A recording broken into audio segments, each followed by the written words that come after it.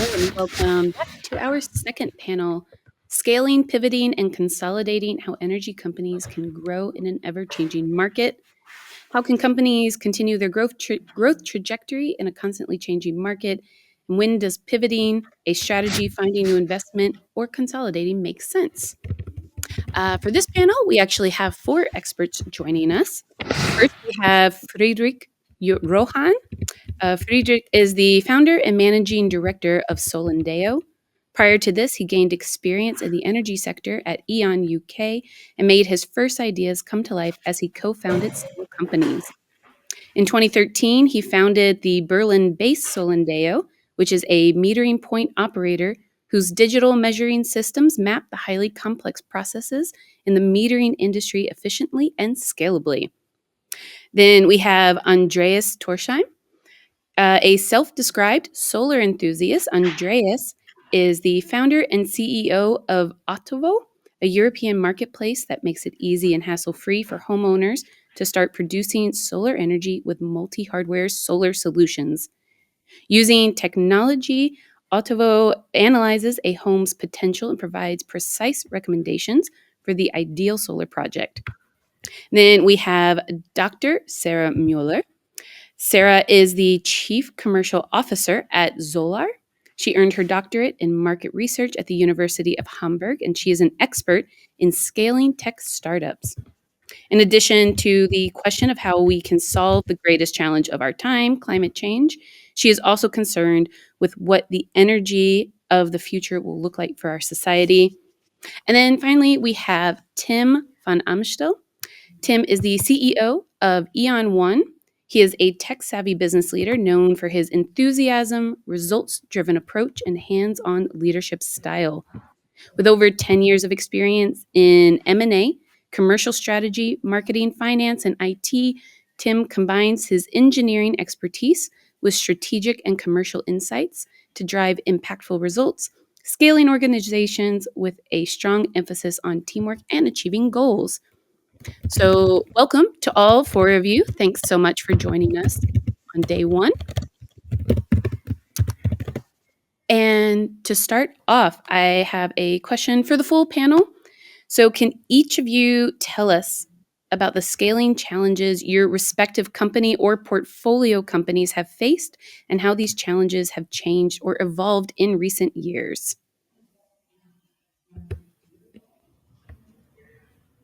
Who to Tim, start? yeah. Interesting. Yeah, that's always first question. First start of the panel. So who's going to kick first? No, I'm happy to take this question first. Well, I think scaling challenges. So I think E.ON has an overall responsibility of multiple companies. And what we simply see that is the scaling challenge that we are seeing in the portfolio companies are different per organization. But I think what I personally like most as scaling challenge is to find the balance between top line growth and profitability. And that's quite a undefined balance, which really differs per company and per organization. Like gridX has a B2B2C play, if I would simply translate it, while some of the other portfolio companies are 100% pure B2B play. And this difference in the organization already makes the balance between, let's say, top line growth and profitability different. So I think that is one thing. And I believe that the real challenge is there is not a textbook answer to that. You can do an MBA or whatsoever, and you won't get the answer. So actually defining that a balance eventually does depend on the specific business, on the niche, and on just making a clear, let's say, business case on the return on investment. Does it make sense to grow? Does it make sense to invest even more for faster growth? I think that would be my top pick if I could only choose one. Happy to go next. So with solar, we are in the obviously solar industry. Until recently, we had a direct go-to-consumer market, and we now pivoted our model to actually a B2B SaaS model. And I guess that probably describes best the scaling challenges in the solar industry. How I like to call it, I think we are on the solar coaster. And I think looking at the 4 years that I've been with Zolar, right, I think the main challenge we have is that a lot of the market is actually driven externally. So our demand depends on energy prices, on interest rate, on legislation, on subsidies. So there are a lot of factors that you can control as a business. And I think what is then the challenge in scaling is what I've seen is that in this market, which is very volatile on the one hand side and very much driven by external factors on the other side, the bottleneck really moves. So when I started 4 years ago, the big bottlenecks were the installers, the craftsmen. So we solved for this by introducing a partner model. A year later, we all remember, right, the start of the Ukraine war, supply was the bottleneck. So we started direct sourcing, having our own warehouse. And now I think we're currently in a market where the demand is the bottleneck. And I think the really big challenge in scaling is that the bottleneck and where you have the difficulties in scaling in this industry moves quite rapidly. And it feels like once you solve for one challenge, the bottleneck has moved and you need to solve for another. So I think from my perspective, that's probably in this specific industry, the biggest challenge when really growing a business. Exactly, and I think it's been a stress test, a continuous series of stress tests actually that the industry has been going through the last 4 years. You've had COVID affecting the customers and the installers and the warehouse workers and the shipping lanes globally. Then you've had a supply chain crisis coming on top of like the fallout from COVID. You've had the invasion of Ukraine with a following energy crisis, and now you have the hangover after that as a lot of demand got sucked into 2021 and 2022, and now the industry is in hangover after that. Will this be the end of it? Who knows? We might have a very volatile year ahead of us internationally in 2025. But I think if you're looking for a silver lining in the stress test that Sarah put forward, is that this likely makes very robust companies for the ones who come out of the other side. I mean, if you in 2019 were coming up with a series of scenarios of what could go wrong or what could happen, you'd be put into the mental asylum if you came up with a global pandemic, a complete disjointure of globalization, war in Europe, and the 10x price of electricity in some markets. I mean, it's something you wouldn't be able to invent even in the worst risk scenarios. And now we've been through it. And yes, there have been bankruptcies. Yes, there have been pivots. Yes, there have been takeovers. Yes, there's been consolidation. But what's going to come out of the other end here is just very, very robust, great companies, I do think. Yeah, I mean, let me add to that. I mean, I've been an entrepreneur for the last 15 years, right? And I've sort of had the whole spread of building a company out of my living room and taking it to a successful exit. And if I've taken anything away from that experience, it is that the single biggest variable is always timing. And that's the one that's the hardest to control for any founder or scale, right? And in the utility space, as Sarah mentioned, and we've heard before, timing also has a huge dependency on regulation. And that then drives your ability to both fundraise and then really impacts your execution. So we were 10 years too early, frankly, for the smart meter rollout because we anticipated regulation to move much faster. And so as a result of that, we really had to adapt our funding strategy, our go-to-market strategy, our operating model, and to then keep tweaking that over time to just be able to go the distance up to the point where the market then really started to take off because the regulation finally came into place 2 years ago.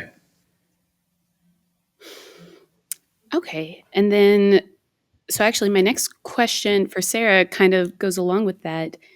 So how much of these challenges do you attribute to market trends versus strategic business decisions or other factors?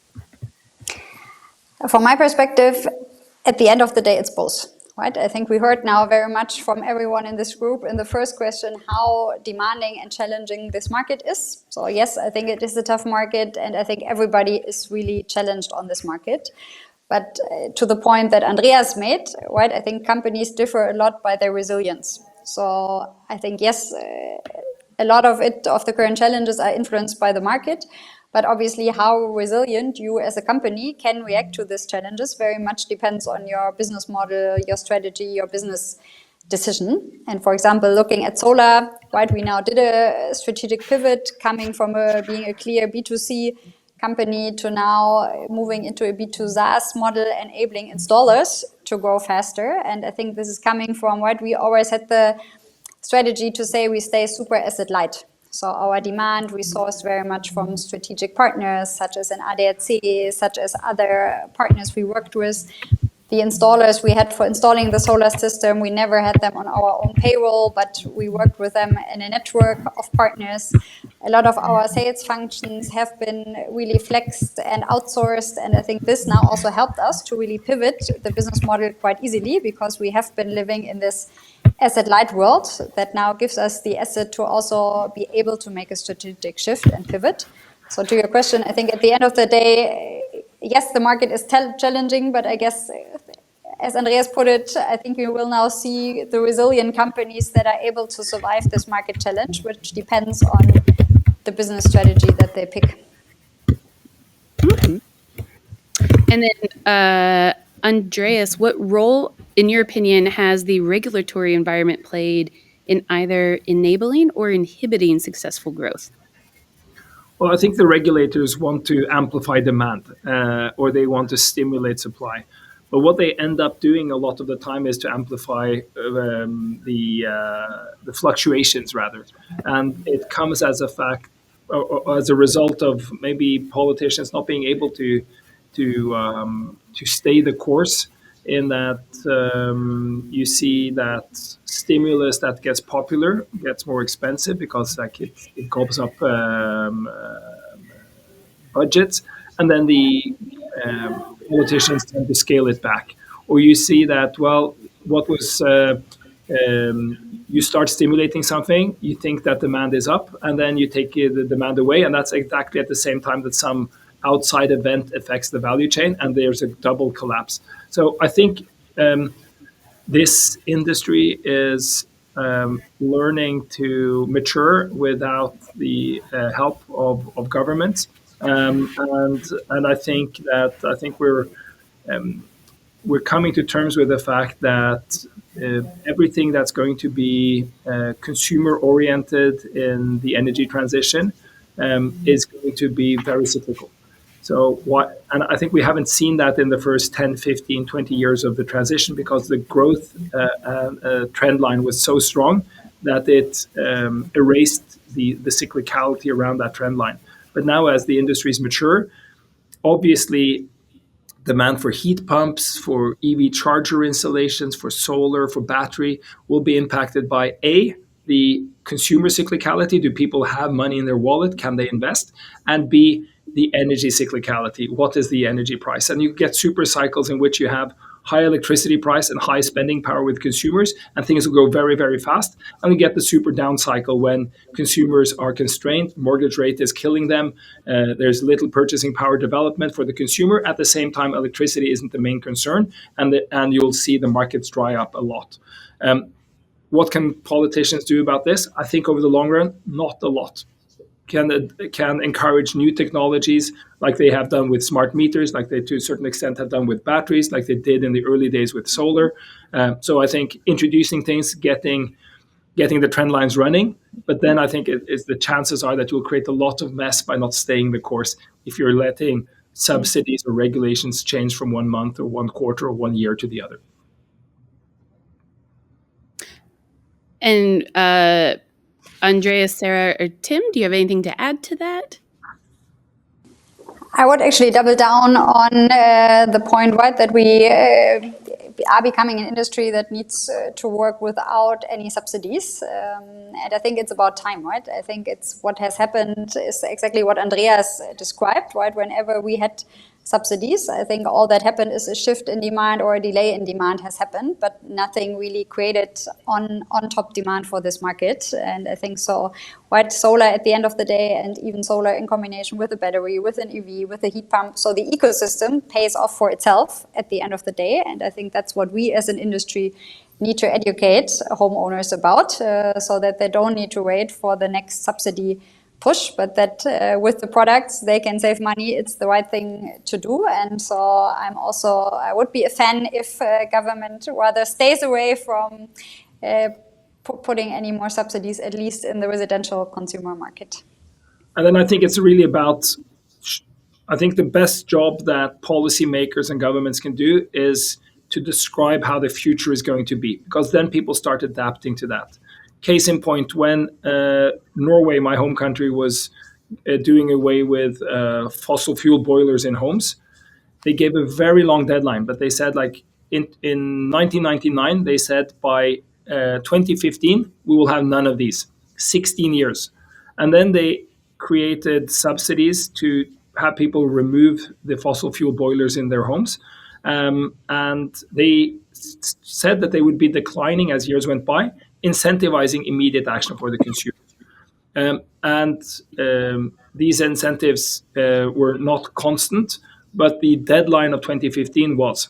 And I think this type of signaling is super important, and that's what the successful countries are doing in the EV transition, and it's what for example, the Poles are doing in the solar industry. It's just to say, well, we're going to stay the course for quite a time here, and that is robust also when governments of different shades of color come into power. I think that's the key, rather than have shock subsidies that come and go, or announcing that we will do something great in a year. That just kills the industry. So less is more and stable is better. Maybe one addition also because I'm Dutch, right? And my family lives in the Netherlands, and there are sometimes simply regulations in place which are different than any other country. And one of my favorite examples in the Netherlands is that we still have netting, which simply means that by year end, you can look at your solar generation, you can just subtract it from your own consumption, and it's netted out.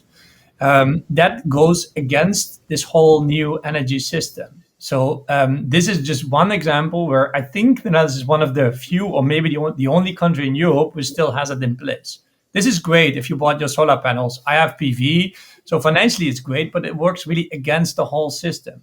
But that also makes it hard because, let's say, every country has its own regulations, and somehow there still is like an overall European view missing. Italy had this famous super bonus, where you can simply stack, let's say, solutions on top of each other, which was a great head start for some renewable solutions. But then people started to abusing that. And as a result of that, it got under huge pressure. It's costing the government billions of euros. So it also doesn't work. So I think my main message there is fine if you introduce like a new subsidy scheme, but also actually be bold enough to change it and continuously think about what the effect was that you had and what you intended.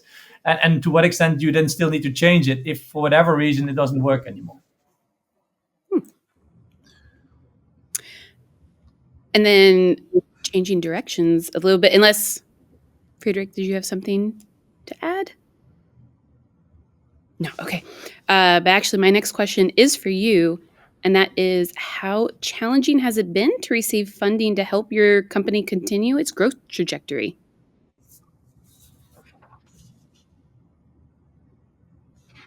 Well, metering is interesting because it's an inherently regulated industry, right? So, and we were 10 years too early. So at the time, traditional venture capitalists did not want to fund small-scale distributed assets ahead of a regulated national market, funnily enough.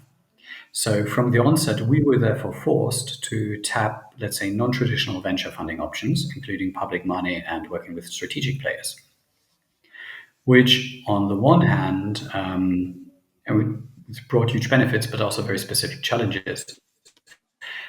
Specifically, what it forced us to do was to be very, very smart about our go-to-market strategy, pick profitable niches, and secondly, be very efficient in our operating model. So similar to Zolar, we took a distributed approach to managing certain key resources, such as installation partners, so that they wouldn't contribute directly to our fixed cost. And we had to demonstrate an ability to break even early. And that was sort of critical then to basically being able to build the business ahead of a mass market and then staying the course. That certainly hasn't been easy. I think if I look at other ventures out there, I mean, the peak VC funding that we saw in 21 to 22, and then the I think the much harsher venture funding environment, that certainly seems to have impacted a lot of companies out there, and I don't think it's made anybody's job any easier. And we actually have a question from the audience now. And it is, how important do you think are financial instruments to help to scale the market? For example, demand-side rental or loan models, or for energy companies, asset-backed security to take off financial pressure. I think it matters a lot if I got the question there. It's one of the major barriers for the consumer to make the transition is to figure out how they can transform the immediate capex into savings, right? And I think a lot of families and homeowners feel the constraint of having to shell out 5, 10, 15,000 euros for something that can transform their energy bill for 2 decades going forward. But it's not money that's available to them here and now. And turning these assets into subscriptions or leases to take away the both financing pressure and the servicing doubts that people will have, and also, frankly, aligning the installer and the hardware with the consumer's interest, where you cannot just run away from a non-performing asset. You get paid monthly, so you have to stick it out and make sure that it performs for a long time. I think it matters a lot. It's something that has driven the US market, and I think it's something we'll see going forward. And frankly, making a 20-year cash flow out of an energy asset, that's exactly how the traditional power sector was built out. The Stadtwerke built a power plant in your city, and everyone had to pay for it for the next 20, 30 years. Now we're just doing it at ultra small scale, where it's a battery or a solar system on your house, and you agree to pay a monthly bill that's lower than what you could do with traditional technology. But it's basically back to the we build it, you subscribe to its model, and I think it's great, and it's a way of taking out the one shortcoming that renewables have, which is it's all capex. If you transform that into something that's comparable to the fossil fuel ecosystem and compares favorably on price, of course it's going to win. So I think it's incredibly important. I would double down on Andreas. I think what we see in the market, right, it's our average basket size is 20K. So I think to Andreas' point, right, it's initially a quite high investment for a homeowner. And I think the different models, loan, financing, these give consumers the flexibility to kind of also get solar and get residual energy. Also, they don't have it on their bank account. And I think the importance will even grow. Why? Because I think we see solar and all the new renewable energy topics going more and more mass market. So that also means, right, there are less people out there that actually can afford the high initial investment. And I think what we've seen, especially in this year, right, component prices really declining. So the system itself gets cheaper and cheaper, which also means you get the return of investment quite faster. So at the end of the day, obviously the cheapest way to get a solar system is to buy it and just use it then for the 30 years it sits on your roof.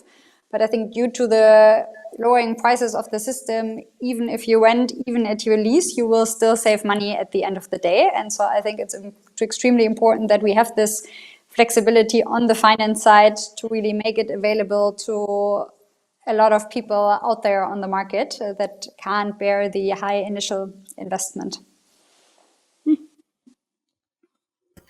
Maybe one final addition, because I think what I also see as a key trend I'm not sure how that is widely across Europe, but simply the interest you pay on a mortgage actually will go down to your bank if you have a relatively sustainable house. So at least, if your energy label or your energy certificate, it simply indicates that your house is more sustainable, the interest goes down, which I think is a good instrument, which also makes sense because simply the costs for a homeowner are lower, and that, I believe, this instrument definitely is beneficial. Okay. And then actually, Tim, my next question was for you. What are some of the signs that an energy tech company provides solutions that successfully fill a gap in the market? Which should continue to grow in the future? It's a big question. But I can give an answer how E.ON One looks into it, right? Because E.ON One, we are part of the E.ON group. So we are actually a strategic investor, but the word investor also doesn't really cover what we are doing because we don't invest to sell, but we simply have a so-called buy, hold, make big, and impact strategy. So even if E.ON One takes a strategic stake, it's not to exit against a higher, let's say, investment amount, but it's really because we believe in the technology and we believe it helps and serves the energy transition, and it can also help and serve, let's say, E.ON. But our approach is we simply scan the market. We have our own, let's say, scouting team who simply follows start and scale ups in funding rounds. Because if you get money somehow from investors, you are doing something right.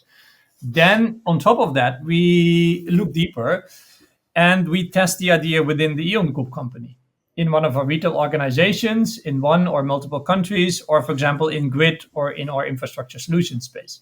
And we simply test the idea. And what we've seen so far is that entrepreneurs are far ahead of product compared to a large organization like E.ON, which is also fine. And simply by what I've learned so far is by bringing entrepreneurs in touch with colleagues of the E.ON group, can be super beneficial because I've seen multiple times already that the people in our organization learned a lot from that. So far, that's a good signal. And to go a bit deeper, what we also do is, of course, you can give the standard answer that you, of course, monitor growth in terms of revenues. But what, in my view, is now becoming more relevant is also growth versus benchmark. Because if you look at companies who are active in the solar space or even the energy management space, we've all seen the market trends going down, but there are still companies who are significantly grow in the market. And that in itself is a really good signal. Secondly, there is a short-term growth goal, but also midterm growth. So we, of course, always we focus more on, let's say, order intake. So how many total contract value are companies adding? Because that tells you more about, let's say, the mid to long-term growth purely financially. And last but not least, let's say logos. Like what customers are these companies winning? And against who are they winning? And I think it's always fascinating to see that there are quite a lot of really great, fast-growing companies who win against the big players. So if you see that happening, it's a sign that they really do something well. And for us, that they are actually providing solutions that fill a gap in the market. Okay, and then to all of you, actually, what measures did you take to adjust to or overcome these challenges that have been mentioned already?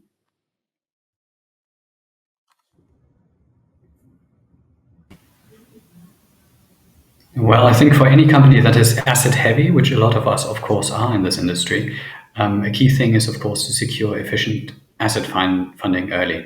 And this is, I think, where non-traditional, non-venture funding options such as investment by strategic players can make a really big difference. It certainly did for us. That allowed us to be much more capital efficient, and that allowed us to basically run the business effectively for a much longer period of time, and ultimately building up to the emergent opportunity. And it differentiated from us from competitors.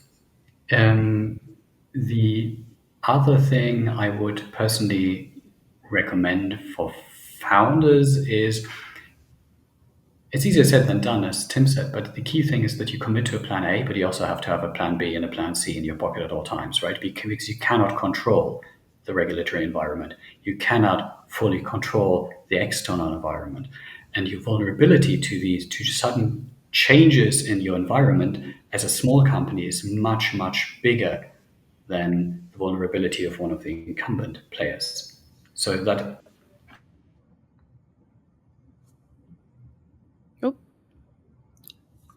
We seem to have lost him, but I'll be happy to go next.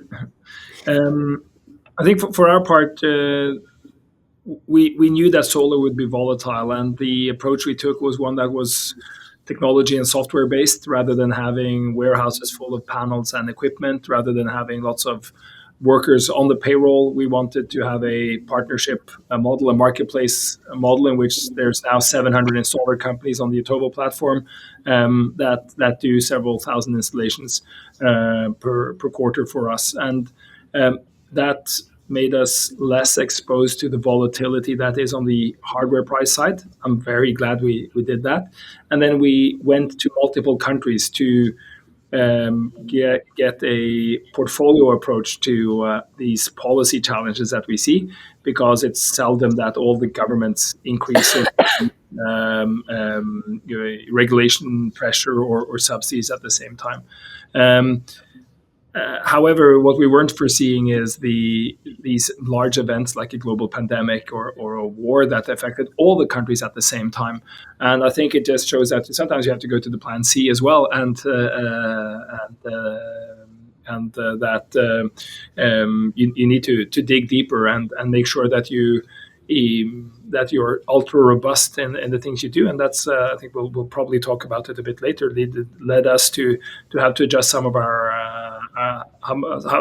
plans. But I think overall the plan A and plan B have held quite well. I think what it says has been two things. I think on the one hand side, right, what I discussed earlier, it's saying stay asset light. I mean, as Friedrich said, that might in some terms be hard in our industry, but I think wherever we could, we did. So not taking similar to Otovo installers on the payroll, making sure. And I think the second principle was really stay flexible. I think in this market where demand just varies a lot, how can we flex the organization? So for example, we really flexed out our entire pre-sales processes to say we can really have this on demand depending how the demand develops. And I think at the end of the day, right, what we have now really decided is a strategic pivot, moving our target group, moving parts of our business model. But I think the two first principles, being asset light and being super flexible as an organization, also helped us to make this pivot happen, because with a business where you have a lot of the assets already locked in, it will make it harder to switch. Nice. And we are getting just closer to the end, but we have another question from the audience. It is, in the German market, small installers cover at least 70% of HEMS setups, and this is likely to remain the case. How can energy companies address or tackle this? I don't know if this might be a question for Tim. Yeah, interesting. From what angle I would tackle it? There are several angles to look at it. From an E.ON retail perspective, E.ON owns also several installers, or have recently acquired them in multiple markets, depending on the country. But what we have seen so far, that let's say a few years ago, it was quite beneficial to own your own installers, but we didn't own that much. That creates some flexibility.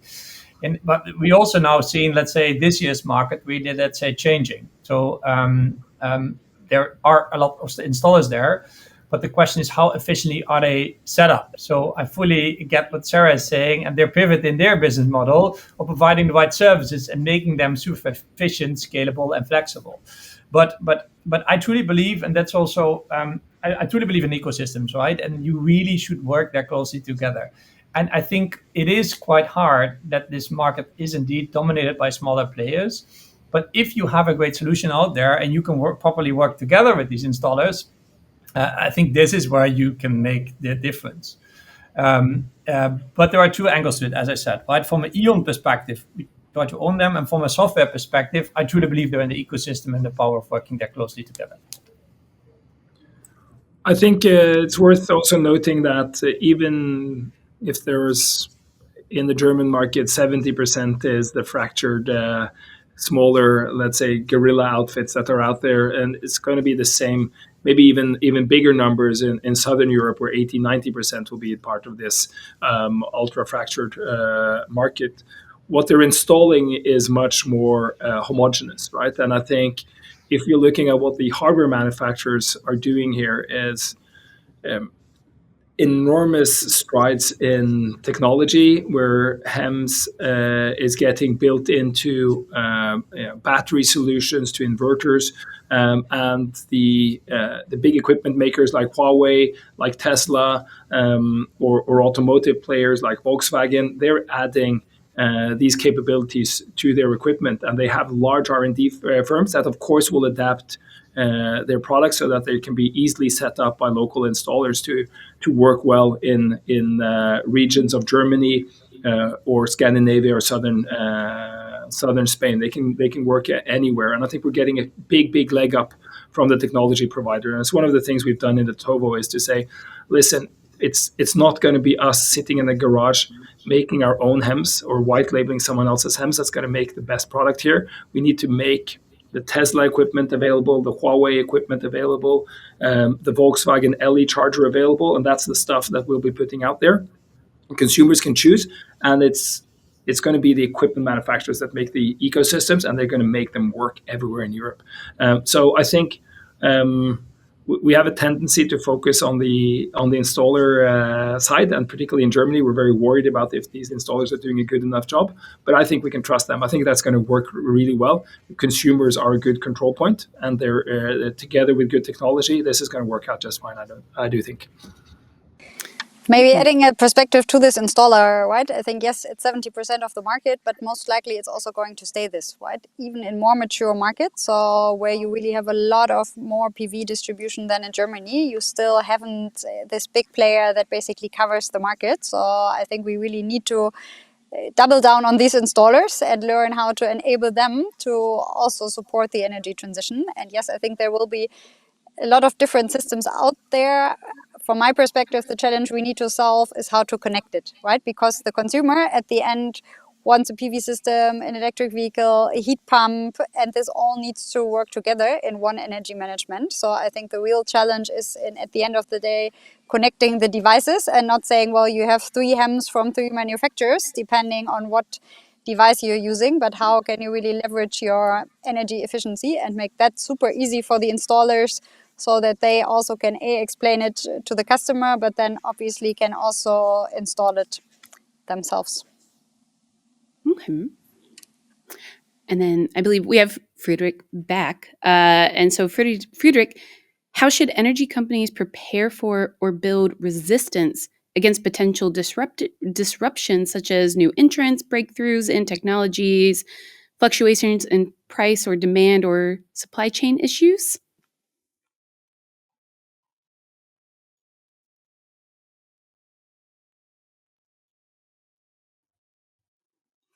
Maybe he's back.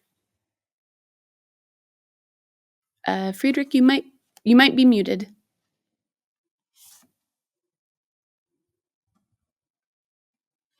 Or if anyone else wants to jump in with that one.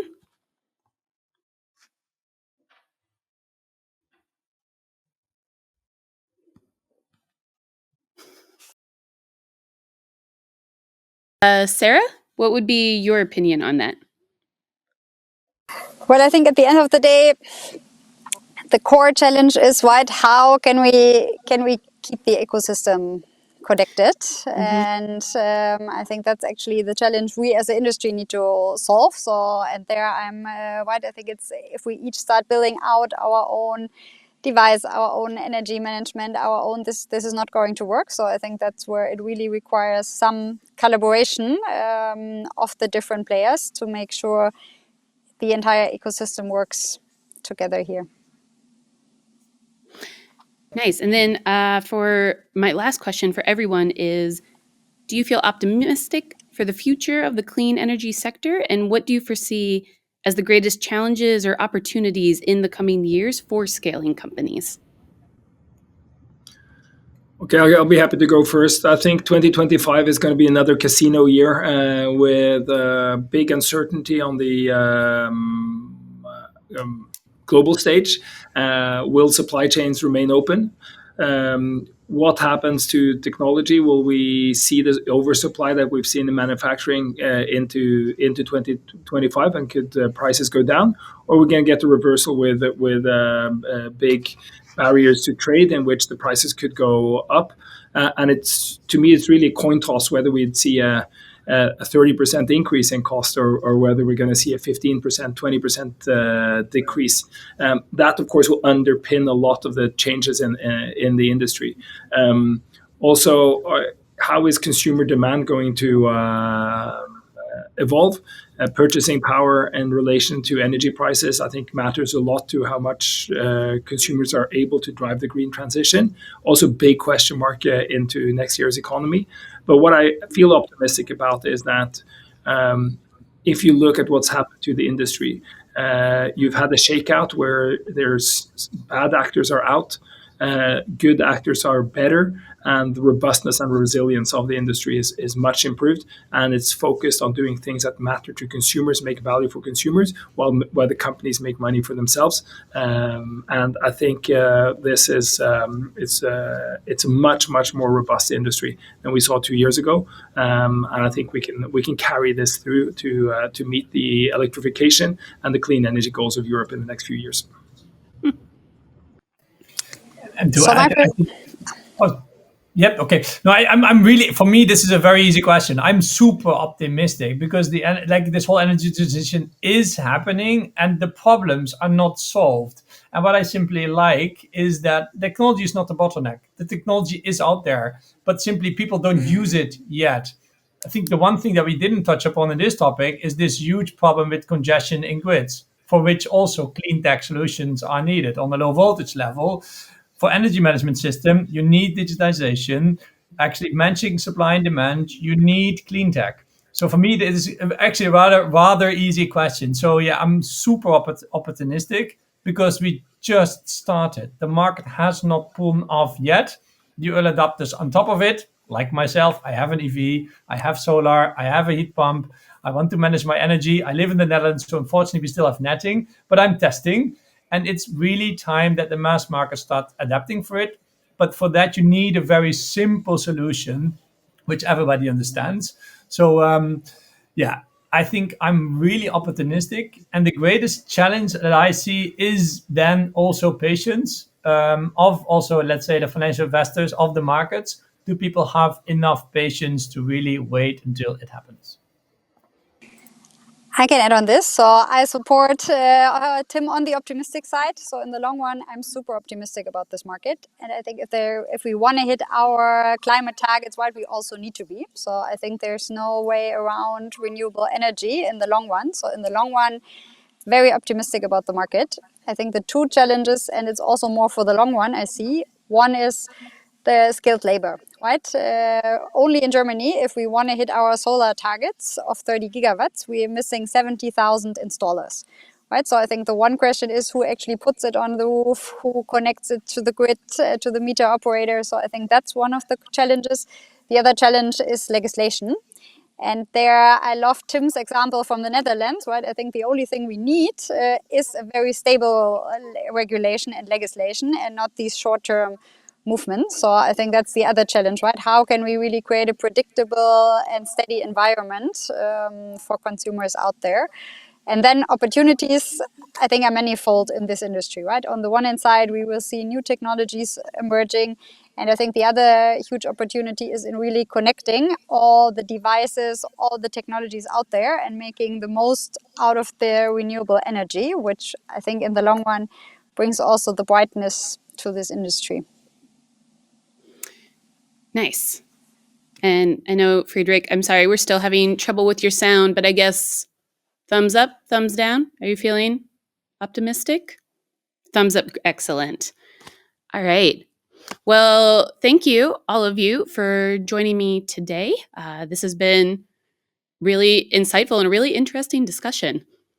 And thank you to all of our viewers for right now. We're going to take a short break. We will be back at 1 p.m. For our next panel, Are We in a PV or EV Slump? So we'll see you then.